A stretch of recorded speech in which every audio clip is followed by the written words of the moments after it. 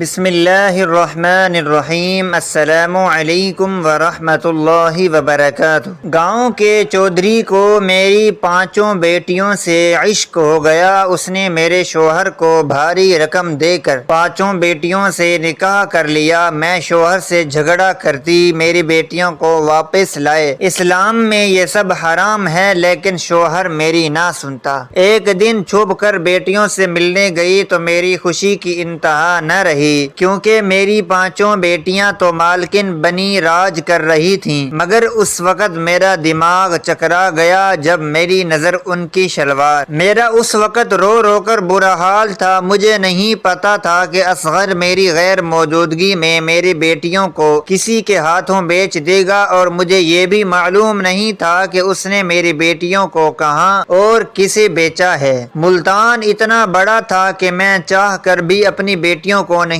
ڈھونڈ سکتی تھی۔ جب میں اصغر سے لڑتی کہ میری بیٹیوں کو کسے بیچا ہے، انہیں واپس لے کر آؤ، تو وہ کہتا تم فکر نہ کرو، تمہاری بیٹیاں جہاں بھی ہیں عیش و عشرت کی زندگی جی رہی ہیں۔ اور پھر میری اتنی پسلی نہیں تھی کہ میں ان کا بوجھ اٹھا سکوں، اور پھر کل کو ان کی شادی بھی تو کرنی تھی۔ میں کہاں دیتا ان کو جہیز، مجھے جو بہتر لگا میں نے وہ کر لیا۔ اب تم اپنی بکواس بند کرو اور جاؤ میرے لیے تازی روٹی بنا کر لاؤ۔ میں آنسو پونچھتی ہوئی اٹھی اور اصغر کے لیے روٹی بنانے لگی۔ میرا دل اپنی بیٹیوں کی جدائی میں بہت تڑپ رہا تھا۔ میری ممتا ان کو سینے سے لگانے کے لیے بے چین تھی۔ میرا توکل سرمایہ میری بیٹیاں ہی تھیں۔ بیٹا نہ ہونے کی وجہ سے اصغر کو بیٹیوں سے بہت چڑ تھی۔ ابھی میں نے ایک روٹی ہی توے سے اتاری تھی کہ دروازے پر ایک فقیرنی آئی اور اس نے صدا لگائی کہ اللہ کے نام پر کوئی بھوکی کو کھانا ہی کھلا دے، اللہ تیرے دل کی ہر اس مراد کو پورا کرے۔ میں نے جلدی سے 2 روٹیاں لیں اور کٹوری میں سالن ڈالا اور فقیرنی کو دے دیا۔ فقیرنی کو دینے کے لیے دروازے پر گئی۔ یہ فقیرنی اکثر میرے گھر آیا کرتی تھی۔ میں نے کبھی اسے خالی ہاتھ نہیں لوٹایا تھا۔ اپنے گھر میں چاہے کھانے کے لالے پڑے ہوتے، پھر بھی میں کچھ نہ کچھ اس کی امداد ضرور کرتی۔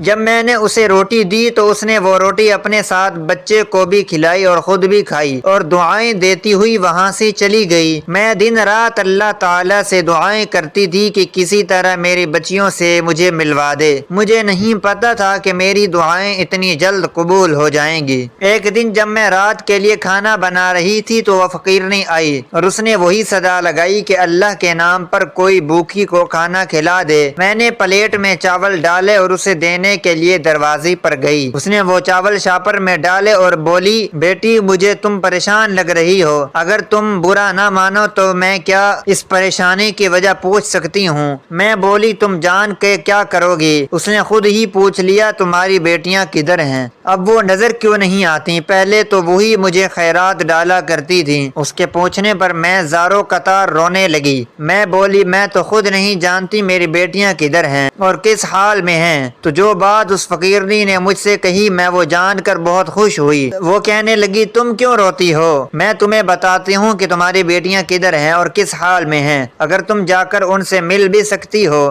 میں نے اس کے ہاتھ تھامے اور بولی، مجھے جلدی سے بتاؤ کہ میری بیٹیاں کدھر ہیں۔ تو وہ فقیرنی بولی، پہلے مجھے یہ بتاؤ کہ تمہاری بیٹیاں ادھر کیسے گئیں۔ تو میں نے اسے بتایا کہ ان کا باپ اپنی بیٹیوں کو بوجھ سمجھتا تھا اور خود کچھ کماتا نہیں تھا، اس لیے اس نے میری بیٹیوں کو پیسوں کے لالچ میں بیچ دیا۔ اب جلدی سے مجھے بتاؤ کہ میری بیٹیاں کدھر ہیں اور کس حال میں ہیں۔ تو وہ فقیرنی بولی، تمہاری بیٹیاں ساتھ والے گاؤں کے چودھری دلاور کی حویلی میں ہیں۔ چودھری دلاور بہت نیک دل انسان ہے۔ ایک دن جب میں نے ان کی حویلی کے سامنے جا کر صدا لگائی تو اندر سے انہوں نے اپنی نوکرانی کو بھیجا جو مجھے اپنے ساتھ حویلی کے اندر لے گئی۔ چونکہ وہ کھانے کا ٹائم تھا، سب لوگ حویلی میں کھانا کھا رہے تھے۔ چودھری دلاور نے اپنی نوکرانی سے کہہ کر مجھے کھانا دلوایا۔ میں نے پیٹ بھر کر کھانا کھانے کے بعد چودھری دلاور سے کہا کہ میرے بچے گھر میں بھوکے ہیں، تو انہوں نے شاپر بھر کے مجھے کھانا دیا، اور وہاں مجھے یاد آیا میں نے وہاں تمہاری 2 بیٹیوں کو دیکھا تھا جنہوں نے بہت خوبصورت لباس پہنا ہوا تھا طرح اور مالکن کی طرح کرسیوں پر بیٹھی کھانا کھا رہی تھیں۔ پہلے تو مجھے یہ نظر کا دھوکا لگا، لیکن جب میں نے دماغ پر زور دیا تو مجھے یاد آیا کہ میں نے تو انہیں تمہارے گھر دیکھا ہے، اس لیے میں نے آج تمہاری بیٹیوں کے بارے میں تم سے پوچھا۔ تم فکر نہ کرو، تمہاری بیٹیاں وہاں بہت عیش و عشرت میں ہیں۔ نوکر ان کے آگے پیچھے پھرتے ہیں۔ چودھری دلاور جو کہ پہلے بہت ظالم چودھری تھا، اس نے ناحق بہت سے لوگوں کی زمینیں ہڑپ کی، پھر پتہ نہیں خدا کا کیا کرنا ہوا کہ اس کی بیوی کی طبیعت اچانک بہت خراب ہو گئی اور وہ کوما میں چلی گئی۔ اس کے بعد چودھری دلاور ایک رحم دل انسان بن گیا۔ تب سے چودھری دلاور نے سارے برے کام چھوڑ دیے ہیں۔ اس نے لوگوں سے چھینی ہوئی ان کی زمینیں بھی واپس کر دی۔ یہ سب جاننے کے بعد میں نے سکھ کا سانس لیا، ورنہ میں تو یہ سوچ سوچ کر بہت پریشان تھی کہ پتہ نہیں میری بیٹیوں کے ساتھ کیا سلوک ہو رہا ہوگا اور وہ کس حال میں ہوں گی۔ وہ فقیر نے سب کچھ بتانے کے بعد وہاں سے چلی گئی اور میں یہ سوچنے لگی کہ میں وہاں کیسے جاؤں، کیونکہ اگر میں اپنے شوہر کو وہاں جانے کے بارے میں بتاتی تو وہ مجھے کبھی بھی جانے نہیں دیتا۔ رات کو جب میرا شوہر گھر آیا تو میں نے اس سے کہا کہ میں کچھ دن کے لیے اپنے میکے جانا چاہتی ہوں۔ اصغر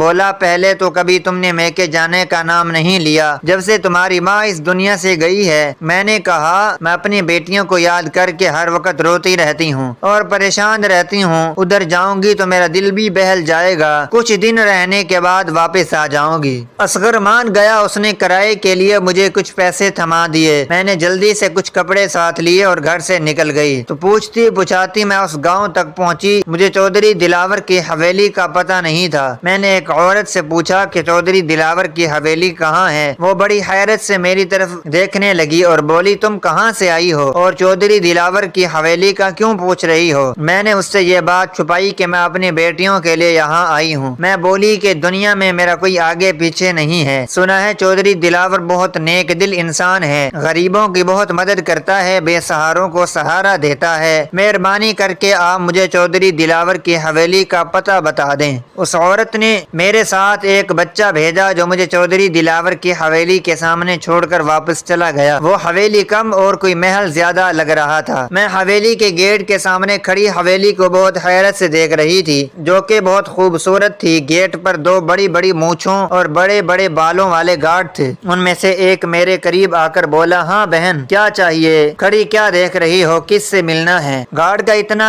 پوچھنے پر ہی میرے تو پسینے چھوٹ گئے، میری ٹانگیں کانپ رہی تھیں۔ میں کانپتی ہوئی آواز میں بولی، بھائی مجھے چودھری دلاور سے ملنا ہے۔ تو وہ بولا، کیوں ملنا چاہتی ہو، کیا کام ہے؟ میں بولی، مجھے کام کی ضرورت ہے، میں بہت اچھا کھانا بنا لیتی ہوں اور گھر کے سارے کام کر لیتی ہوں۔ تو وہ گارڈ بولا، چودھری دلاور تو کہیں کام سے گئے ہوئے ہیں، تم پھر آ جانا۔ میں بولی، میں بہت دور سے آئی ہوں۔ تو گارڈ بولا، ٹھیک ہے تم اندر جاؤ۔ وہ مجھے اندر لے گیا اور بولا، تم یہاں لائن میں بیٹھ جاؤ، جب چودھری دلاور تم یہاں لان میں بیٹھ جاؤ، جب چودھری دلاور آئیں گے تو میں ان سے تمہاری ملاقات کروا دوں گا اور یہیں بیٹھی رہنا، اندر جانے کی کوشش مت کرنا ورنہ یہ تمہارے لیے اچھا نہیں ہوگا، کیونکہ چودھری دلاور کی اجازت کے بغیر کوئی بھی اندر نہیں جا سکتا۔ میں نے ہاں میں سر ہلا دیا تو وہ گارڈ وہاں سے چلا گیا۔ میں نے لمبا سانس خارج کیا اور چودھری دلاور کے آنے کا انتظار کرنے لگی۔ لان جو کہ حویلی کے اندر والے حصے کے سامنے تھا، میری نظریں بار بار حویلی کے اندر والے حصے کی جانب اٹھ رہی تھیں اور میں دل میں دعا کر رہی تھی کہ کاش مجھے میری کوئی بیٹی نظر آ جائے، لیکن وہاں میری بیٹی تو کیا کوئی اور بھی مجھے آتا جاتا نظر نہ آیا۔ 3 گھنٹے انتظار کرنے کے بعد مجھے گاڑی کی آواز آئی تو میں جلدی سے اٹھ کھڑی ہوئی۔ گاڑی کی آواز آتے ہی گارڈ نے جلدی سے گیٹ کھولا۔ گیٹ کھلتے ہی کالے رنگ کی چمچماتی ہوئی گاڑی گیٹ کے اندر داخل ہوئی۔ گاڑی کے پچھلے حصے سے 2 گارڈ نکلے، انہوں نے جلدی سے گاڑی کا دروازہ کھولا تو چودھری دلاور گاڑی سے نکل کر اندر چلے گئے۔ میں بھی چودھری دلاور کے پیچھے اندر جانے لگی تو گارڈ نے مجھے وہاں روک لیا اور بولا، تم یہیں انتظار کرو، میں چودھری دلاور سے اجازت لے آؤں، اس کے بعد تم اندر جا سکتی ہو۔ میں پھر وہیں بیٹھ گئی اور گارڈ کے واپس آنے کا انتظار کرنے لگی۔ کچھ دیر بعد گارڈ واپس آیا اور مجھے اندر جانے کو کہا۔ میں نے اپنے کپڑوں والی بچکی اٹھائی اور اندر کی جانب چل پڑی۔ اندر جانے سے پہلے میں نے بڑا سا گھونگھٹ نکال لیا تھا تاکہ میری بیٹیاں مجھے پہچان نہ سکیں اور میں دیکھوں کہ میری بیٹیاں کس حال میں ہیں۔ جب میں اندر داخل ہوئی تو خوف کے مارے میرا برا حال تھا۔ سامنے ہی چودھری دلاور صوفے پہ ٹانگ رکھے بیٹھا تھا۔ میں نے جاتے ہی سلام کیا۔ سلام کے جواب کے بعد چودھری دلاور بولا، بی بی بتاؤ میں تمہاری کیا مدد کر سکتا ہوں؟ میں بولی چودھری صاحب مجھے کام کی ضرورت ہے۔ تو وہ پوچھنے لگا کہ تم کہاں سے آئی ہو؟ میں بولی میں ساتھ والے گاؤں سے آئی ہوں، میرا اس دنیا میں کوئی نہیں ہے۔ پہلے میں اپنے گاؤں میں کسی کے گھر کام کیا کرتی تھی، وہ لوگ گاؤں چھوڑ کر شہر چلے گئے ہیں، میرے پاس کوئی کام نہیں تھا تو مجھے کسی نے آپ کے بارے میں بتایا کہ تمہیں وہاں ضرور کام مل جائے گا۔ چودھری صاحب میں گھر کا سارا کام کر لیتی ہوں اور کھانا بھی بہت اچھا بنا لیتی ہوں، آپ کی مہربانی ہوگی اگر آپ مجھے کام پر رکھ لیں۔ کچھ سوچنے کے بعد چودھری دلاور بولا میری حویلی میں پہلے ہی بہت ملازم ہیں، مجھے ملازمہ کی ضرورت نہیں ہے، یہ لو کچھ پیسے ہیں یہ رکھ لو، میرے گارڈ کو اپنا پتہ بتا دو، تمہیں اتنی رقم ہر ماہ مل جایا کرے گی۔ میں بولی نہیں چودھری صاحب مجھے خیرات نہیں چاہیے، اگر آپ مجھے کام پر رکھ لیں تو مجھے یہ پیسے قبول ہیں، ورنہ میں یہ خیرات کے پیسے نہیں لے سکتی۔ تو چودھری نے اپنی ملازمہ کو آواز دی، ملازمہ دوڑتی ہوئی آئی اور بولی جی چودھری صاحب۔ چودھری دلاور بولا آج سے کھانا بنانے کی ذمہ داری تمہاری، آج سے صفائی کا سارا کام یہ نہیں ملازمہ دیکھے گی۔ میں بولی چودھری صاحب آپ کا بہت شکریہ، یہ سچ میں آپ کا دل بہت بڑا ہے۔ وہ ملازمہ مجھے اپنے ساتھ لے گئی اور مجھے سارا کام سمجھا دیا۔ اس دن میں نے کوئی کام نہ کیا کیونکہ وہ میرا پہلا دن تھا۔ کام سمجھانے کے بعد ملازمہ نے مجھے میرا کوارٹر دکھا دیا جو کہ ملازمین کے رہنے کی جگہ تھی۔ کوارٹر میں ہر طرح کی سہولیات موجود تھیں جو چودھری دلاور کی نیک دلی کا بولتا ہوا ثبوت تھیں۔ اگلے دن فجر کی اذان پر رضیہ نے مجھے جگایا۔ رضیہ جو اس کی حویلی کی پرانی ملازمہ تھی۔ میں نے اٹھنے کے بعد نماز فجر ادا کی اور اللہ تعالیٰ کے سامنے گر گڑا کر دعا کی کہ وہ مجھے میری بیٹیوں سے ملا دے۔ اس کے بعد میں اپنے کام پر لگ گئی۔ تمام کمروں کی صفائی کرنے کے بعد جب میں آخری کمرے کی صفائی کرنے کے لیے اس کمرے کی جانب گئی تو ایک دم مجھے پیچھے سے رضیہ کی آواز آئی اس کمرے میں مت جانا۔ میں بولی بس اس کمرے کی صفائی رہ گئی ہے۔ تو وہ بولی اس کمرے میں کسی کو بھی جانے کی اجازت نہیں ہے۔ میں بولی وہ کیوں؟ رضیہ بولی میں تمہیں یہ بتانا ضروری نہیں سمجھتی، ابھی تم نئی ہو، آہستہ آہستہ تمہیں سب پتہ چل جائے گا۔ نیچے جو صفائی رہ گئی ہے تم وہ کر لو اور دوبارہ سے اس کمرے میں جانے کی غلطی مت کرنا، یہ چودھری دلاور کا حکم ہے کہ اس کمرے میں کسی کو نہ جانے دیا جائے۔ میں نے صفائی کرنے کے بعد رضیہ کے ساتھ مل کر کھانا لگوایا۔ میری نظریں بار بار اپنی بیٹیوں کو ڈھونڈ رہی تھیں کیونکہ کھانا لگ چکا تھا، میں نے گھونگھٹ ویسے ہی نکالا ہوا تھا۔ کچھ دیر بعد مجھے اپنی پانچوں بیٹیوں کی آواز سنائی دی جنہوں نے کھانے کی ٹیبل پر آتے ہی چودھری دلاور کو سلام کیا۔ چودھری دلاور نے بہت پیار بھرے لہجے میں ان کو سلام کا جواب دیا اور بولا بیٹھو بیٹا کھانا شروع کرو، ہم لوگ تمہارا ہی انتظار کر رہے تھے۔ خاموشی سے گھر کے تمام افراد نے کھانا کھایا۔ کھانا کھانے کے بعد سب باری باری اٹھ کر جانے لگے۔ گھونگھٹ ہونے کی وجہ سے مجھے اپنی دو بیٹیوں کے پاؤں نظر آئے۔ جب ان کے پاؤں پر میری نظر پڑی تو میری ممتا تڑپ اٹھی۔ میں چاہ کر بھی ان سے نہ پوچھ سکی کہ ان کے پاؤں کی یہ حالت کیسے ہوئی۔ ویسے تو چودھری بہت نیک دل بندہ پھرتا ہے، مجھے لگتا ہے کہ یہ نیک دلی بس دکھاوے کی ہے، اصل میں تو یہ وہی ظالم چودھری ہے جو کہ پہلے کبھی ہوا کرتا تھا۔ تمام کام ختم کرنے کے بعد جب میں اپنے کوارٹر میں گئی تو میں رضیہ سے بولی رضیہ تم سے ایک بات پوچھوں؟ تو وہ بولی ہاں پوچھو۔ میں بولی وہ لڑکیاں کون ہیں جو کھانے کی ٹیبل پر بیٹھی تھیں؟ تو رضیہ بولی وہ چودھری صاحب کی بیٹیاں ہیں۔ میں بولی اگر وہ چودھری صاحب کی بیٹیاں ہیں تو ان کے پاؤں کی یہ حالت کیسے ہوئی؟ رضیہ پگھلا گئی اور بولی اچھا مجھے ابھی کچھ کام ہے، میں کر کے واپس آتی ہوں، تم سو جاؤ۔ لیکن میں کیسے سوتی؟ میں تو ایک ماں تھی اور ایک ماں اپنی اولاد کی یہ حالت دیکھ کر کیسے سو سکتی ہے؟ ساری رات میں نے جاگ کر روتے ہوئے گزاری۔ اگلی صبح جب میں حویلی میں گئی تو میری پانچوں بیٹیاں صوفے پر بیٹھی ہوئی تھیں اور آپس میں باتیں کر ہنس رہی تھیں۔ ایسا لگ رہا تھا کہ جیسے وہ بہت خوش ہیں۔ اتنے میں چودھری دلاور آیا اور بولا تم لوگ یہاں کیا کر رہی ہو؟ چلو کمرے میں جاؤ، اور جو کام میں نے تم لوگوں سے کہا ہے اس میں ذرا سی بھی کوتاہی نہیں ہونی چاہیے۔ وہ پانچوں جلدی سے اٹھیں اور سیڑھیاں عبور کرتی ہوئی اسی کمرے میں گئیں جس کمرے میں رضیہ نے مجھے جانے کے لیے منع کیا تھا۔ میں نے بھی ٹھان لی تھی کہ میں اس کمرے میں ضرور جاؤں گی اور دیکھوں گی کہ کیا معجزہ ہے اور میری بیٹیوں کے پاؤں ایسے کیوں ہیں؟ کیونکہ انہیں زیادہ تکلیف دی جا رہی ہے۔ وہ صرف کھانا کھانے کے لیے ہی نیچے آتی ہیں اور اس کے فوراً بعد وہ اسی کمرے میں چلی جاتی ہیں۔ یہ سلسلہ کئی روز تک چلتا رہا۔ میں کسی کو بھی یہ نہیں بتا سکتی تھی کہ میں ان کی ماں ہوں، کیونکہ اگر کسی کو پتہ چل جاتا تو ممکن تھا کہ چودھری دلاور مجھے یہاں سے چلتا کر دیتا۔ میں نے فیصلہ کر لیا کہ میں کسی نہ کسی طرح اس کمرے میں ضرور جاؤں گی اور پتہ لگواؤں گی کہ آخر راز کیا ہے۔ ایک دن تمام کمروں کی صفائی کرنے کے بعد میں بہت ہمت کر کے اس کمرے کی طرف گئی، اپنے ارد گرد کسی کے نہ ہونے کی تصدیق کی۔ جب مجھے یقین ہو گیا کہ میرے آس پاس کوئی بھی نہیں ہے تو میں نے ہمت کر کے دروازہ کھولا۔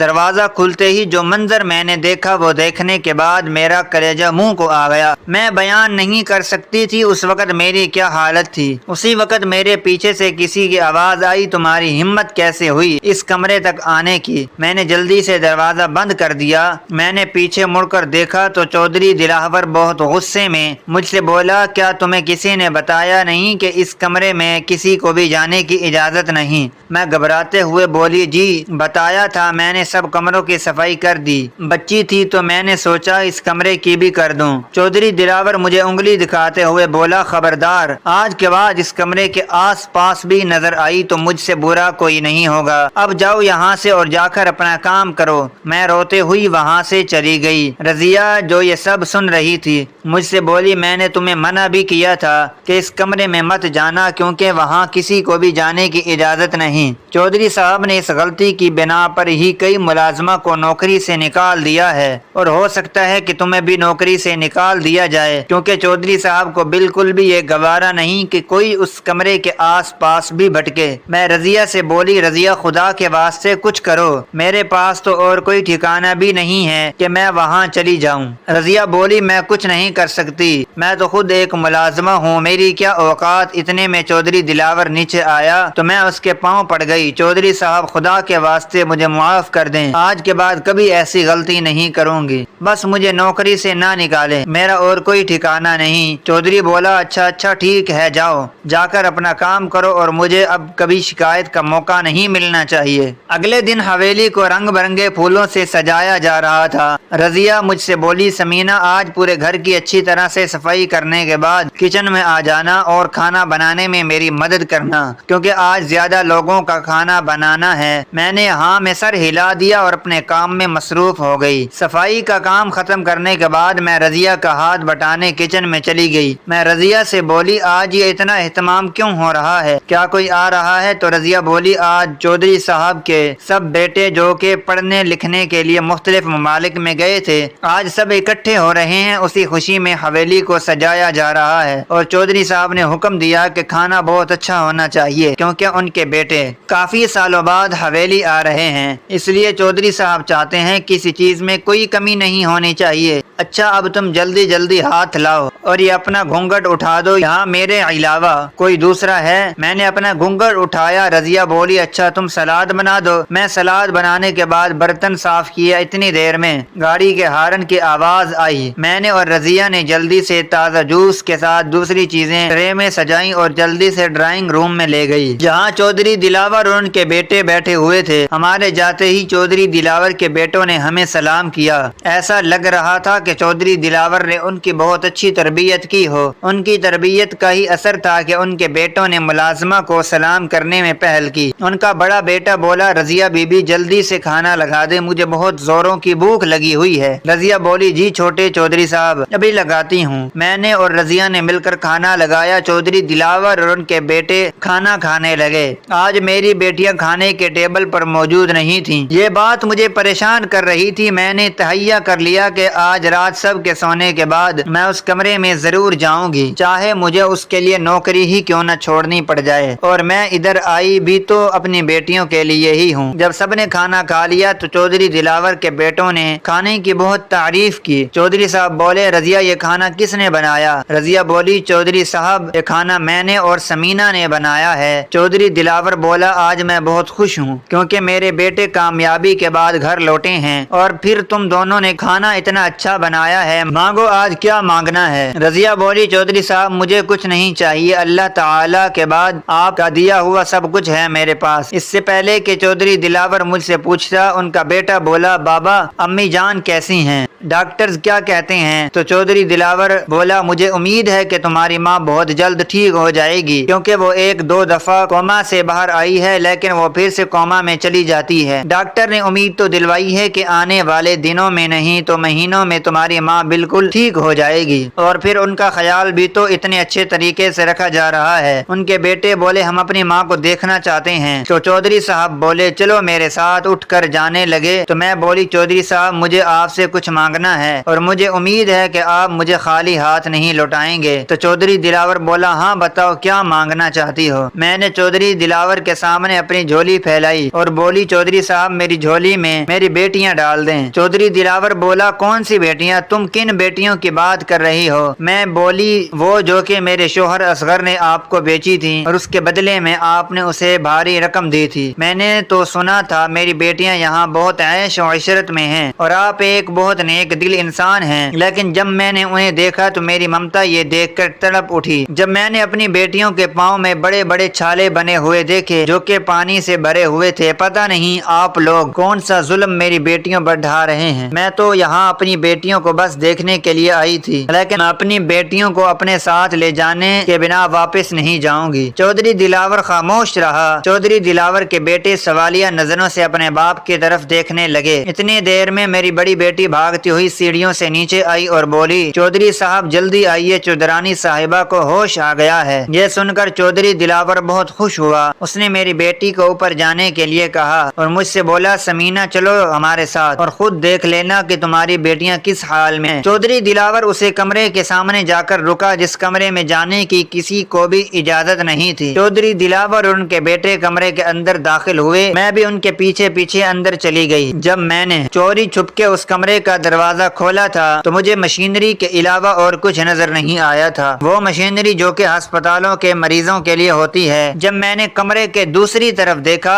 तो मुझे ये देखकर बहुत हैरत हुई कि मेरी बेटियां आरामदेह सोफे पर बैठी हुई हैं। उन्होंने खूबसूरत लिबास पहना हुआ है और वो ऐसे लग रही हैं जैसे उसी हवेली का हिस्सा हूँ। उनके आगे दुनिया की हर नेमत पड़ी हुई थी। मैंने घूंघट को थोड़ा ऊपर उठाया और अपनी बेटियों को देखा कि उनके पाँव पर पानी के जो छाले बने हुए थे वो भी बिल्कुल ठीक थे। मेरी पांचों बेटियां सोफे से उठकर चौधरानी के बेड के इर्द गिर्द जमा थी। वो चौधरानी के होश में आने की वजह से बहुत खुश थी। चौधरी दिलावर डॉक्टर से बोला, डॉक्टर साहिबा क्या अब मेरी बीवी खतरे से बाहर है? डॉक्टर बोली, जी बिल्कुल, अब आपकी बीवी मुकम्मल तौर पर ठीक है। तो चौधरी दिलावर बोला, ये सब इन बच्चियों की वजह से मुमकिन हो सका है जो कि दिन रात इसके सर पर पहरा देती थी। जैसे ही मेरी बीवी को थोड़ा होश आया तो उस बच्ची ने फौरन से फोन करके आपको बुलवा लिया। डॉक्टर बोली, अच्छा आप मुझे जाने की इजाजत दें, मैं ये कुछ दवाइयाँ लिख कर दे रही हूँ जो कि बाकायदगी से इनको देनी है और इसमें से कोताही बिल्कुल नहीं होनी चाहिए। रजा डॉक्टर का बैग उठाए उसे बाहर तक छोड़ने के लिए गई। जब मैंने अपना घूंघट उठाया मेरी बेटियां मुझे अपने सामने देखकर हक्का बक्का रह गईं और वो सब मुझसे लिपट कर रोने लगी। तो चौधरी दिलावर ने शफकत से उनके सर पर हाथ रखा और बोले,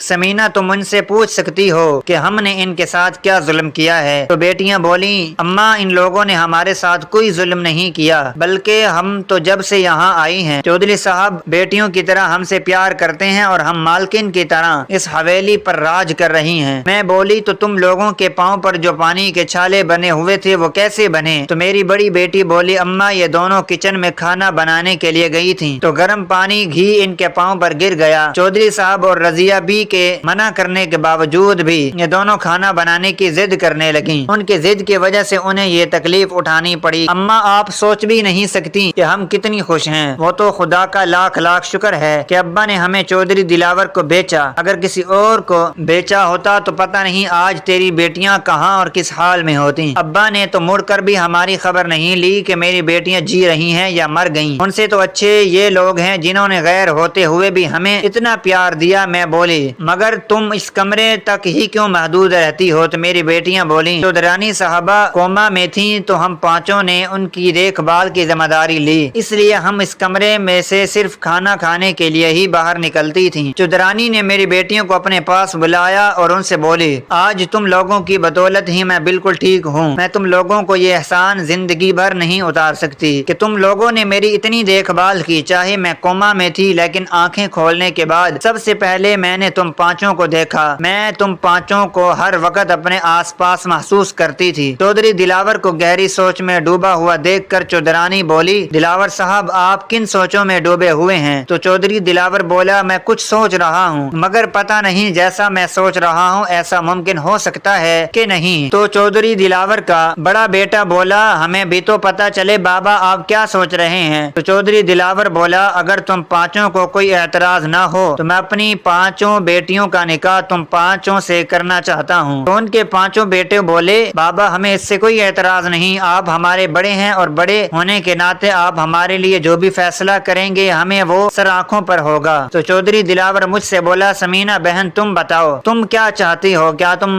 वापस अपनी बेटियों को उस दरिंदा इंसान के पास ले जाना चाहती हो जो फिर दोबारा उन्हें किसी और के हाथों बेच सकता है? समीना बहन तुम मानो या ना मानो, मैं अपनी बेटियों को हरगिज तुम्हारे साथ नहीं जाने दूंगा और एक बाप होने के नाते मैं अभी और इसी वक्त इनका निकाह अपने बेटों से करूंगा, क्योंकि इनसे अच्छी बहुएं इस घर के लिए हमें कोई और मिल ही नहीं सकती। चौधरी दिलावर ने उसी वक्त मौलवी और गवाहों को बुलवाया और बारी बारी मेरी बेटियों का निकाह अपने बेटों से कर दिया, ये जानते हुए भी कि उनके बेटे बाहर के मुल्कों से आला तालीम हासिल कर रहे थे, आला तालीम हासिल करके आए थे और मेरी बेटियां बहुत कम पढ़ी लिखी हैं। निकाह के बाद मेरी बेटियां मुझसे गले मिलकर बहुत रोई, तो मैं उनसे बोली, रो मत, तुम लोगों को तो खुश होना चाहिए कि तुम लोगों को इतने अच्छे ससुराल वाले मिले हैं जो तुम लोगों को माँ बाप की कमी महसूस नहीं होने देंगे। बस मेरी तुम लोगों को ये नसीहत है कि चौधरी साहब और चौधरानी साहिबा की इज्जत और खिदमत करना, क्योंकि उन लोगों ने ही तुम बेसहारों को सहारा दिया है। मैंने चौधरानी साहिबा और चौधरी दिलावर से इजाजत मांगी कि क्या मैं कभी कभार अपनी बेटियों से अगर मिल सकती हूँ?